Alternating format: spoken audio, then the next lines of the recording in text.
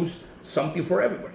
Was there anything in that fight that Haney could have done, either like the jab or... No. He tried everything. I mean, you can't stop a bulldozer. Simple as that. You know, he trained 100%. He was 100% ready for the fight. But I mean, Ryan had no respect for him, and plus the size difference. I mean, there's no way. Yeah, and then it was said that Ryan did pay, that couple $1 million, for those. He did not pay a couple $1 million.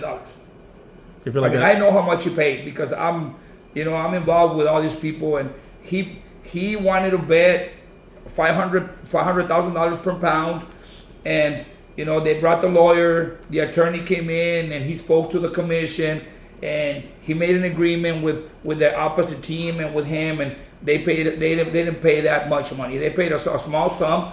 They paid an amount, but it wasn't $2 million. So, I mean, there's a lot of things that people don't know, and everything was okay. Even they didn't have a hydration clause. If you have to say, oh, well, he came too big for the fight, that's not Ryan's fault.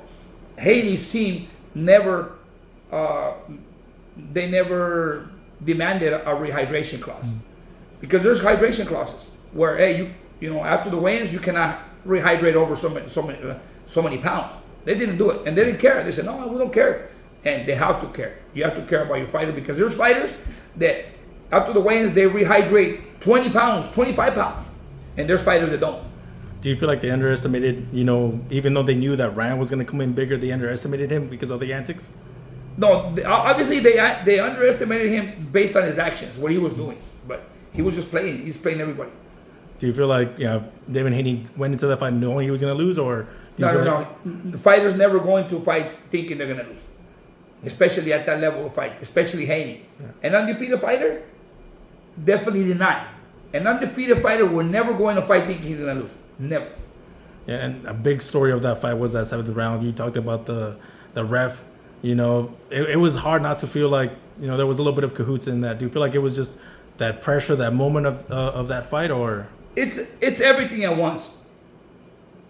In that particular fight, there's a lot of things going on. I don't blame the ref. The ref is trying to do his thing, And sometimes refs do things unintentional, but at the end of the day, they benefit and they affect fighters. And I just think that night, the ref went to Haney, came back to Ryan, and then he went back to Haney, and I mean, he gave him too much time.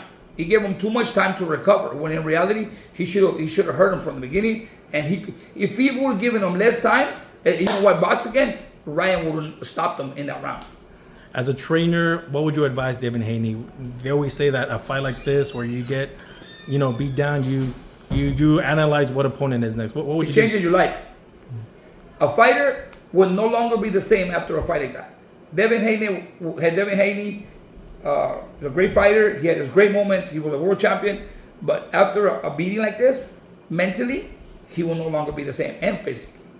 Who do you put him up against? Right now, me, if I was his trainer, I would get him a couple of easy fights, trying to get his confidence level up again, and then maybe think about, I don't know, maybe a Tank Davis, maybe a Teofimo Lopez.